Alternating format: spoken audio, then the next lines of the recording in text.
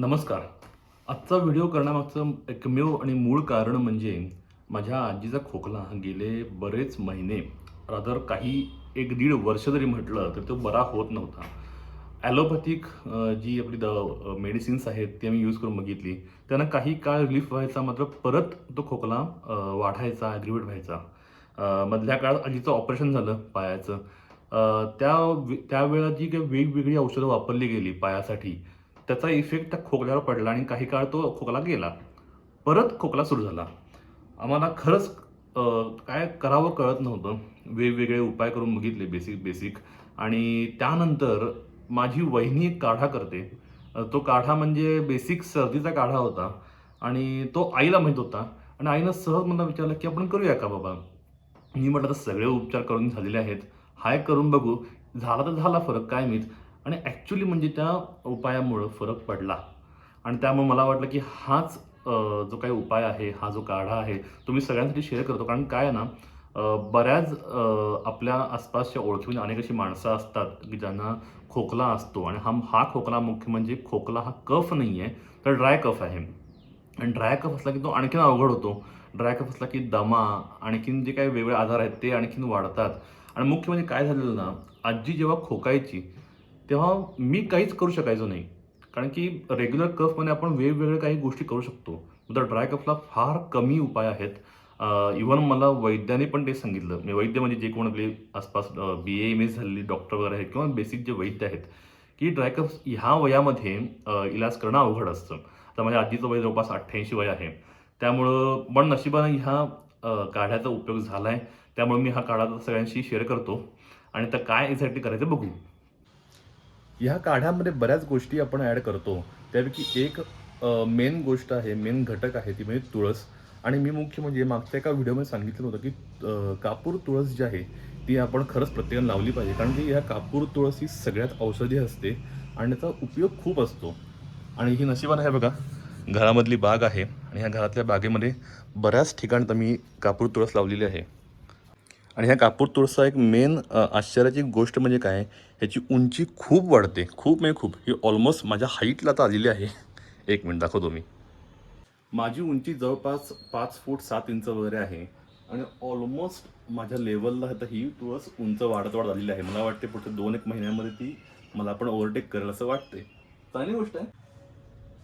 ही तुळस कशी वाढवायची याबद्दलचा पूर्ण डिटेल व्हिडिओ माझ्याकडे आहे. तो मी यूट्यूबवरती पोस्ट पण केलेला आहे. त्याची लिंक तो वरती दिलेली आहे. चेक करा वाटल्यास. तुळशीची पानंच काढलेली बरी असतात. मंजिऱ्या असतील तर उत्तमच आहे. मी बऱ्याच मंजिऱ्या मुद्दाम सेव्ह करून ठेवतो या काढ्यासाठी. आता बऱ्याच तुळस असल्यामुळं मंजिऱ्या पण खूप येतात. आपण ज्या देवाला तुळशी किंवा मंजिरा वाहतो, त्या तर निर्माल्य जे असतं ते मुद्दाम ठेवा. कारण की त्याचा एक सायंटिफिक म्हणण्यापेक्षा आयुर्वेदिक इफेक्ट तर आहेच. प्लस स्पिरिच्युअल इफेक्ट पण वेगळा असतो. चला, आता छान तुळस काढलेली आहे आणि इथं तुळशी काष्ट पण आहेत. जर तुम्हाला हवा असेल तर एक छान तुळशी काष्टाची पासून माळ कशी बनवायची, तुळशी माळ कशी बनवायची ह्याचाही मी व्हिडिओ करीन. जर तुम्हाला हवं असेल तर कमेंट्समध्ये सांगा. मी ऑलरेडी एक माळ केलेली आहे. हां, तर आता ही तुळस घेतली आहे, धने, काळी मिरी घेतली आहे, उष्ण असते आणि खोकल्याला खूप चांगली असते ड्राय कफसाठी. दालचिनी घेतली आहे, लवंग घेतले, ज्येष्ठमध तर फार इफेक्टिव्ह असतो. आणि हे आहे सुंठ किंवा आलं वापरू शकता, काही पण चालते. आणि मुख्य म्हणजे काळ्या मिरीची आणि दालचिनीची जर आणि लवंगाची जर पावडर असेल तर ते आणखीन इफेक्टिव्ह होते. आणि मुख्य म्हणजे अँटीसेप्टिक म्हणून हळद. हे आता घ्यायचं आहे, पण हळद पण जास्त प्रमाणात पाहिजे. जितका जास्त कप आहे तितके जास्त आपण हे सगळे घटक घ्यायचे. आता एका बऱ्यापैकी मोठ्या भांड्यामध्ये हे सगळे पदार्थ घालून घ्यायचे.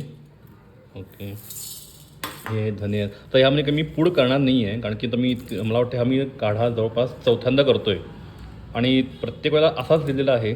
पूड केला तर आणखीन उत्तम असतं, पण आजीला बऱ्यापैकी आता इफेक्ट जाणवतो आहे, त्यामुळे तर मी असंच करतो आहे. तुम्हाला हवं असेल तर तुम्ही पूड करून घ्या. हां, मेन हळद. आणि ह्यामध्ये आणखीन एक घटक कुठला राहिला आहे, तो म्हणजे खडीसाखर.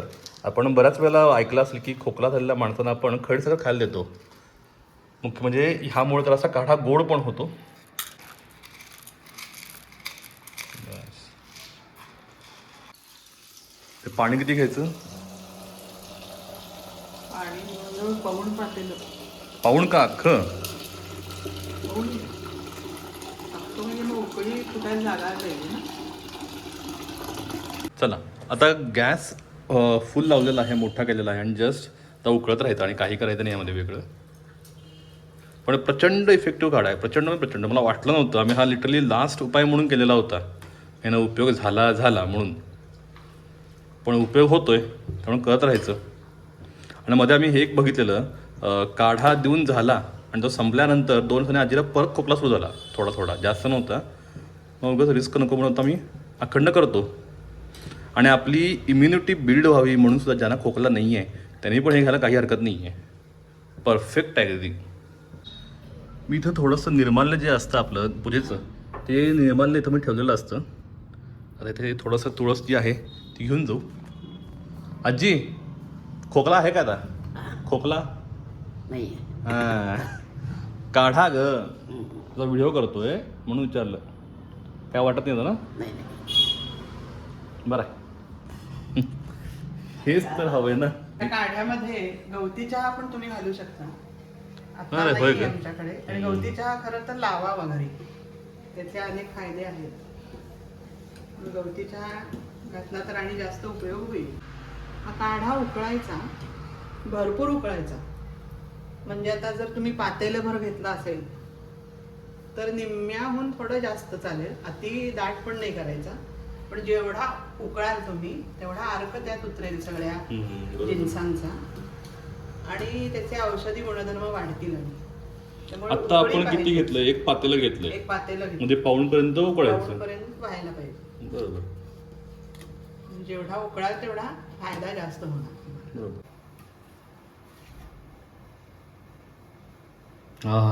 हा जो वास येतो ना, परफेक्ट वास असतो, परफेक्ट. हळद आणि सगळ्या मसाल्यांचा जो वास येतो ना, ॲक्च्युली मी पण हा अदनाबदन काढा पितो, छान वाटतं. थोडी जरी सर्दी वगैरे वाटायला लागली ना, बिनधास्त काढा थोडासा प्यायचा, जास्त नाही. ज्यांना जास्त कफ आहे त्यांनी जास्त प्यायचा.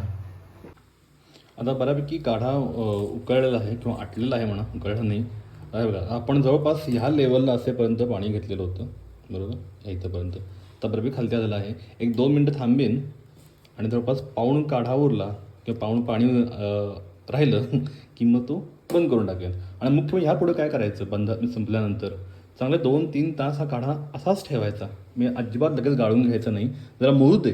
जे जितकं जास्त छान मुरेल ना तितका जास्त तो इफेक्टिव्ह होतो. आणि जेवढा जास्त खोकला असेल तेवढा जास्त तो काढा आटवायचा, म्हणजे पाणी निम्मं करायचं जास्त खोकला असेल तर. आता आजीचा खोकला बऱ्याच दिवसात कमी आला आहे, त्यामुळे मी पाऊण भांड्यापर्यंत त्याला आटवणार आणि नंतर बंद करणार. म्हणून मग मस्तपैकी आता दुपारी मला वाटते 2 वाजलेत, संध्याकाळी 6 वाजता आजीला काढा देईन.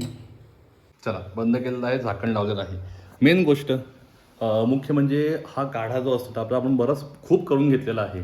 आपण हा सकाळ दुपार संध्याकाळ आपण देऊ शकतो जेवणानंतर. आणि हा स्टोअर करायला मला वाटते 2 दिवस हा बाहेर टिकतो. नंतर फ्रीजरला ठेवायचा, फ्रीजमध्ये ठेवायचा. मग तो बऱ्यापैकी मला वाटते 7 days तरी सहज टिकतो. त्यामुळं स्टोअरिंगला पण इझी आहे, करायला इझी आहे आणि मुख्य म्हणजे खूप इफेक्टिव्ह आहे. त्यामुळे जरूर ट्राय करा. चला, संध्याकाळ झालेली आहे, जवळपास 7 वाजलेत. काढा पण बऱ्यापैकी गार झालेला आहे, म्हणून थोडासा गरम आहे, थोडा कोमट आहे. गाळून घेऊ. आता एवढासा काढा मी आता आजीला देणार आहे मी. हा अराऊंड मला वाटते 1 कप असेल. आणि जस्ट थोडासा मायक्रोवेव्हमध्ये गरम करणार आणि 30 सेकंद हार्डली, बस.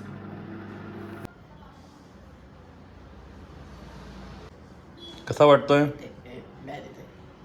नाही, चव कशी वाटते? चव बरी वाटते ना? चला, आता आईनं नाही तर मी केलाय म्हणून म्हटलं.